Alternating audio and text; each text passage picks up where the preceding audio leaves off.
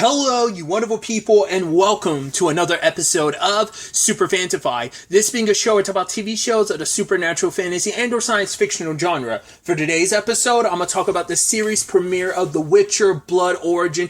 Great series premiere. A lot of really interesting things went down in this episode, so let's break it down. Well, first and foremost, I didn't realize this show was being told, and like with the story device that is being told, that basically a being is telling Jaxier this story, which, first and foremost, because I saw like a little glimpse of it, because I never saw the trailer when it came out. Obviously, I'm getting to this super late. With season 3 around the corner, I figured I might as well, watch this now. Well, I mean, not even around the corner. It's already out. But either way.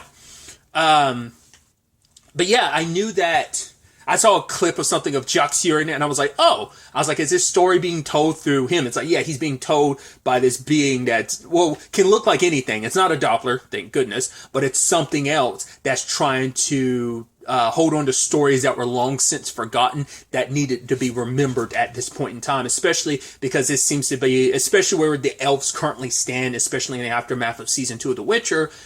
This is kind of something that they need. I guess not even just with them. I guess it's everything with Ciri as well, considering her circumstances and her connection, her elven blood and stuff, and all that. So, but I love that Jaxier was in the middle of like a battle. I'm like, how do you find yourself in this situation? I can only assume this is post season 2, because I was about to say, we know like where season 2 left off, Dijkstra was coming after him because it's like, hey, I'm the one who was funding your whole Sandpiper operation. And it was like, right, time for him to pay that back. So I don't know if that had anything to do with that, but apparently he was helping someone else and kind of got caught up in a bloody war and fight. This being came, froze time, and teleported him away. It initially started off looking like him because Jaskier loves himself because he's that narcissistic. But it's like, I could be like this, or I could disguise myself like this and look like Mini Driver. And it's telling this story, and it's like, all right, 7 warriors coming together to save the world. It's like, yeah, but this is pre-everything, leading to the first Witcher. And it's like, wait, the first Witcher was an elf? Oh, Geralt's gonna hate that. But also, this is before the conjunction of the spears. So this is like 1,200 years ago. And we obviously get it, like, she tells the story of introducing us to our 7 warriors. But obviously, in the beginning, we only get... episode mainly focuses on the first 2, and then we kind of get the third near the end of the episode, but it's kind of interesting. Obviously, the ones we first get are Ayla, who's known as the Lark, and Fjoll, part of Dahl clan. And it's so interesting seeing Sintra as Centreo, which is so, it's sad. I mean, for one, it's like, well, this is so far in the past, like, well, most of these people have long since been dead. There's that. Especially in a situation where like so much has been lost to history, which makes it even sadder. But it's also a reminder when you look at Centrea and all these elves around, you're just like, man, if only they knew what the future held. This situation is what gives birth to where the elves are right now. It's kind of really sad, but especially in the like Centrea side of things, eventually becoming Sintra, and just how the elves are treated basically for a lot of kingdoms. In particular, so it's just an interesting and complicated and sad situation to look at. But I do like, for one, Ayla and Fjoll, both warriors from their respective clans, from their respective kingdoms. Fjoll saved the princess and everything. Sister, her name's Merwin, and she's the sister of the current king. But they had an affair, and because of that, he broke his oath that ended up getting cast out by his own father. I guess maybe traditionally it'd be a situation of you die for breaking your oath, but because it's like, right, regardless of it all, it's like, I have a soft spot for my son, so I'm gonna let you live, but you can never come back, you're disowned, Because it sounds like he had a brother that died on the battlefield. He's like, I know you wished it was him that came back instead of me. I wish that all the time too. But it's like, no, I needed you both by my side. He was gone, it was on you to kind of, I guess he avoided any like attempts to try and become the next chieftain because it was supposed to be his. I don't know if it's just, hey, you're my son and you were going to be the next chieftain, or whether it's just like no, you're the most skilled warrior amongst the Dahl clan. It's in you to become the next chief in that regard. Either way. Whereas we have with the Lark situation, the Ayla situation, she was a trained warrior but walked away. I guess because, she found music and wanted to not wanting to use her blades anymore. It's like when you're a part of a clan, when all you do is fight and death and kill. It's just she found a different path, which I think is kind of an interesting parallel, because it's like, right, all these other characters were introduced first, through the little montage at the beginning, but then the last person, she said the one that would lead them would be Lark, who is the musician, which is interesting because who's also being told the story, Jaxier, the bard. So it seems like there's supposed to be a parallel there, especially because it seems like the song that she sings, The Black Rose, seems to be like a major through line throughout this, because, one of my favorite franchises utilizes this. There's a character named Elliot Craig. His whole thing is about, he wants to use music to unify people in wars, and I think that's kind of like the parallel they're going for here, where it's like, right, this song, which is like, it's known in all these other parts of the world, but later on, Fjall and Ayla end up hearing it in the far north. So it's like, how could a simple song like mean so much? It's like, oh, it inspires hope when there's so much hopelessness. And I think for like Jaxier to kind of spread this word, this song, this story, it's just kind of interesting. I mean, it's like, to be fair, he's kind of been doing the same thing for Geralt and everything. So, but that's kind of his job as a bard. And so, like I said, it just feels like it's meant to be this direct parallel between their characters in that capacity. But like I said, she turned away her blades. What I thought was interesting is that she ended up running into an elf named Iflin. I was like, isn't that the person Francesca was going on about last season, who they kind of worship as kind of like this prophet? I was like, interesting, which we turned out she was kind of seen not in a respectable way. I mean, it makes sense. Typically, like, not everyone who became a legend was always seen as a legend. It's not until later after you've gotten older, maybe after you're long gone, that your legend and of who you are and what you've done kind of expands. So I thought it was kind of a nice touch. And she's not going to be a major part in this. It was just probably only at the beginning, set forth the vision that she had. But I guess it's also supposed to be just kind of like, right, all these years later, like her words and her visions and her prophecies still resonate so much present day. So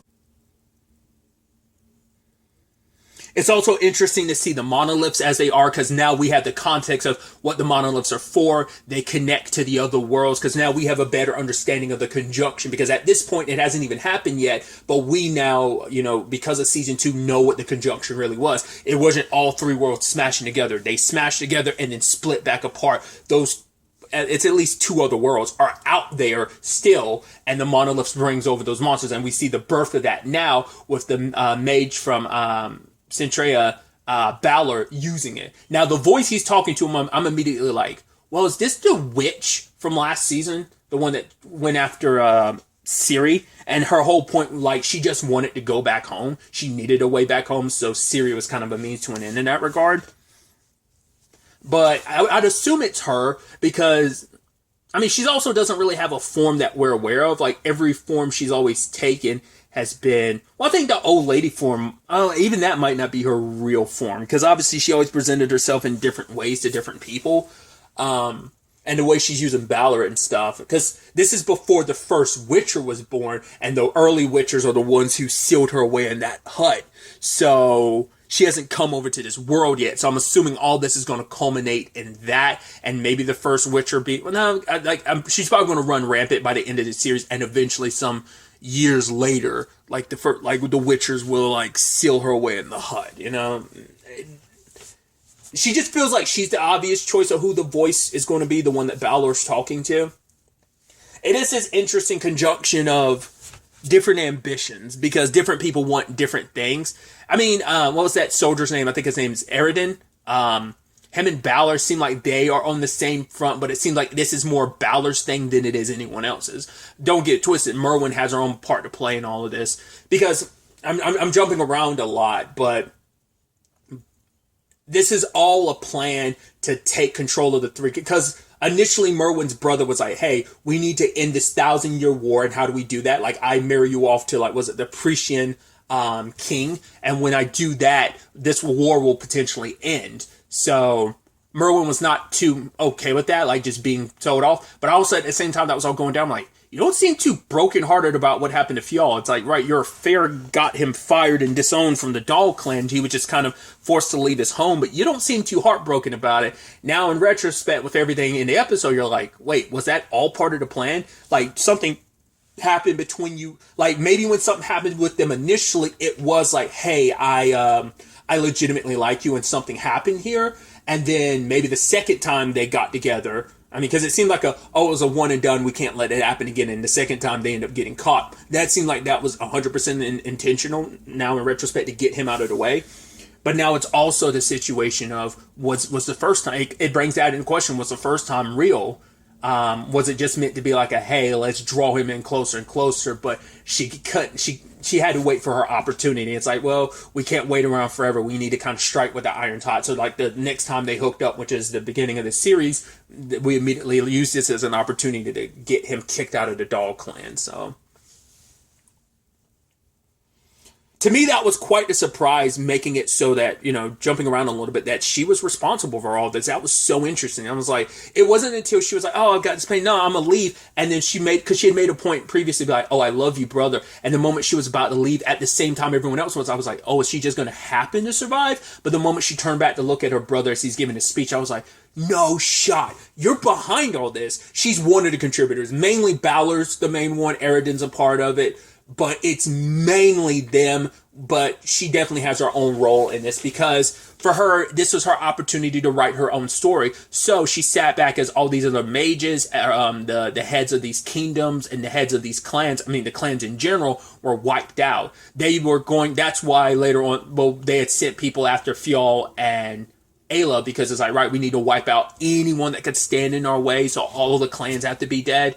And for her, it's like, oh, I get to write my story, which I think it's sad, because she thought like, oh, she finally got this freedom. But it's like, yeah, but that freedom meant nothing, because now you're kind of bound by what other people want. She even recognizes like, right, what Balor and Eridan want is to conquer this continent. They want to rule. Because in Balor's case, it's like, hey, I'm a mage, but I'm of low class. And the fact is, no one of nobility or high standing will ever see me as such. So he wants power. He asks for the voices chaos magic, which I'm wondering, is that supposed to be like the first time chaos was introduced into this world? Like maybe magic came about a different means pre all of this. The fact is, he was specifically like, your chaos magic, or maybe it's just like, hey, I have chaos within me, but it's not nearly to the extent your magic is, so I need your chaos specifically. So you can tell that's going to be his undoing. And I think the question is, who's going to be the one that who brings about this great catastrophe, what this world has to deal with. Like, the reason why monsters exist in this world is because I think it's going to be Merwin,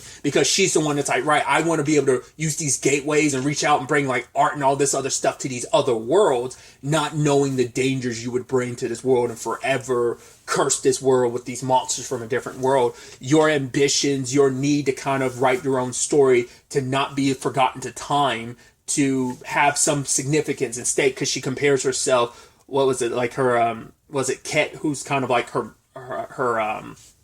aide, is saying like, right, you think you're like Solith, I think it's the character's name, but she's like, no, I'm not, but not yet, but I'm going to get there, and I'm going to bring about, because they want to conquer just for conquering's sake, and that means nothing in the long run. And for her, she wants to do so much more, especially with those other worlds out there.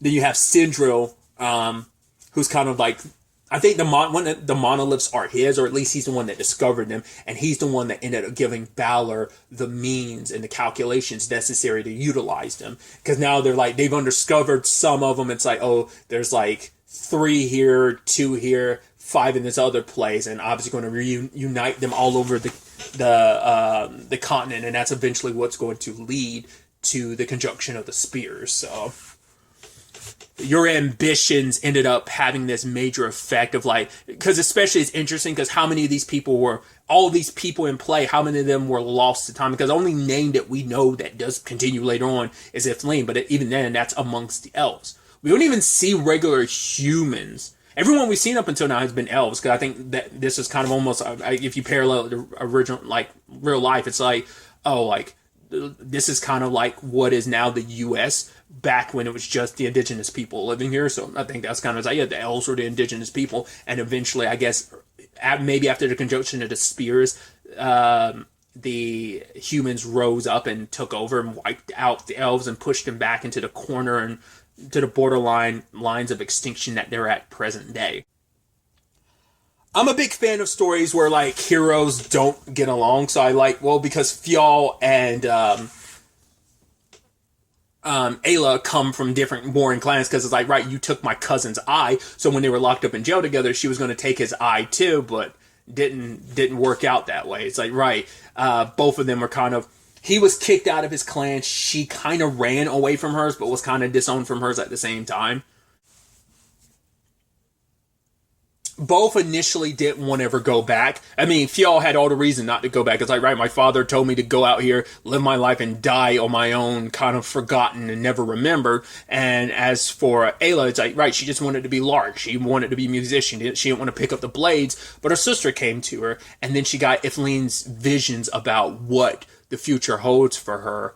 And so she goes along with it. And, but her sister's immediately killed by warriors from the three different clans. It's like, yo, and we'd seen her blade work beforehand, but that was like her just like throwing them almost, like throwing knives, but like seeing her pull out her sister's blades and kind of, it's like, right, that's one way, because she's not like fighting to kill that way, but with like two, like twin swords in her hand, it's like, yo, twin daggers in hand, she went to work, and it's like showcasing how skilled she is. Obviously, she's the more like slice and dice nimble type, where it's like you have, Fjall being like the heavy hitter. I even love that he threw the axe at the guy. He's like, I hate running. I was like, I love that it's just like, yeah, the guy tries to run away.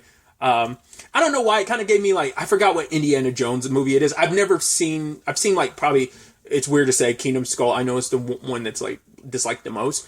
I think that's probably the only one I've seen like to most completion. Even then, it's been a very long time.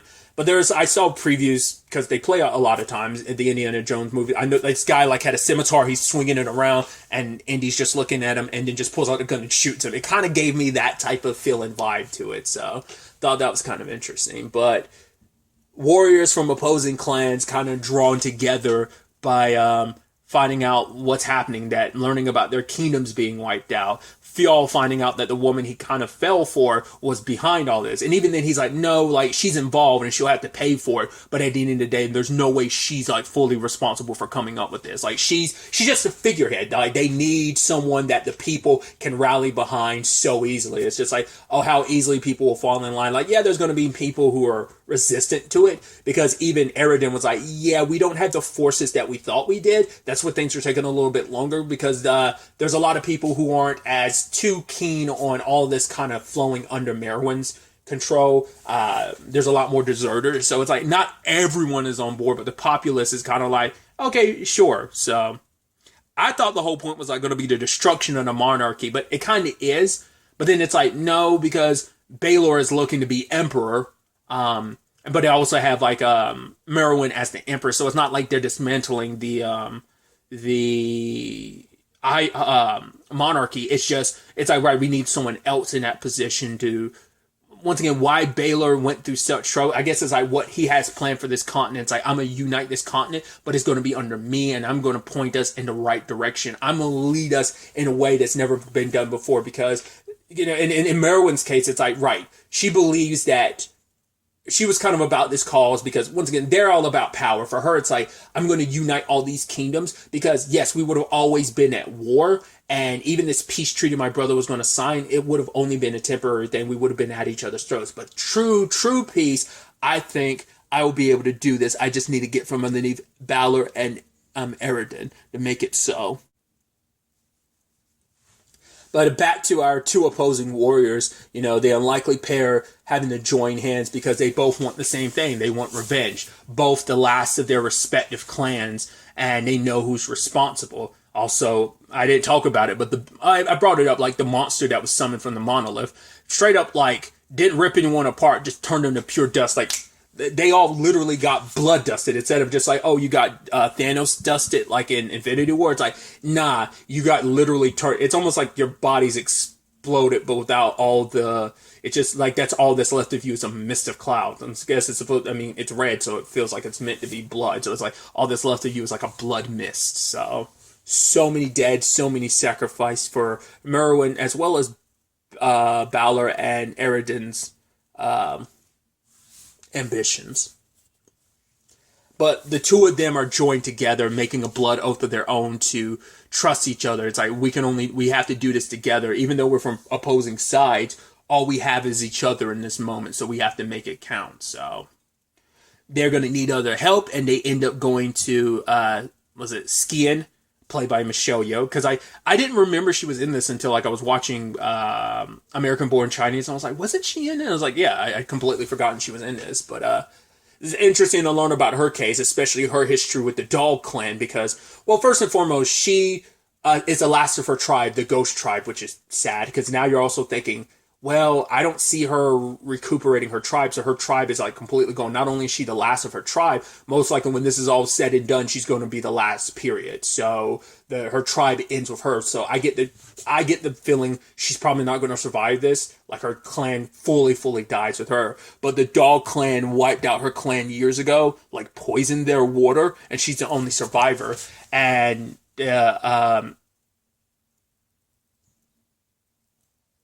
Ayla's clan ended up bringing her in as a sword master and a teacher, and she trained Ayla, but Ayla chose music and kind of ran away, and because of that, Skian had to suffer the consequences for it, so she was banished as well. So she's just kind of been selling, she's a sellsword by trade, and so it's like, right, she has animosity for both of them. She has her issues with both Ayla and Fial. And obviously, like, she's also after like a kind of a treasured sword from her tribe that was stolen by the Centurions. So it's like it's there. So I'm assuming I don't know if that's going to end up in Ayla's hands as she it deals the death blow, or just ends all of this. Is going to be, instead of it being in Skian's hands, it's going to be in Ayla's potentially. So we'll have to wait and see. She seemed like she kind of wanted to smoke the way she was kind of going after Fjall. Once again, she has every right to have beef with him, but it was more so like, right, if we're going to do this, I need to see how well you two work together, which, hey, you do work together, but it's like, hey, he gets too caught up in his emotions, and Ayla, you were so used to fighting alone, you forgot what it's like to fight as a unit, fight as a clan, but it's like, right, like, if you two work together, you're going to be quite the team, so we need to kind of make this work. So Skian is like, right, we go forward, we have to find others, but there is no going back. Like the hut she was staying at, the place she was staying at, she burns it to the ground because it's like, she probably knows this will probably be her last journey. She's like, probably already accepting death, but it's like, hell or high water, like either I die and we succeed, or I just die in general, we all fail, but it's happening.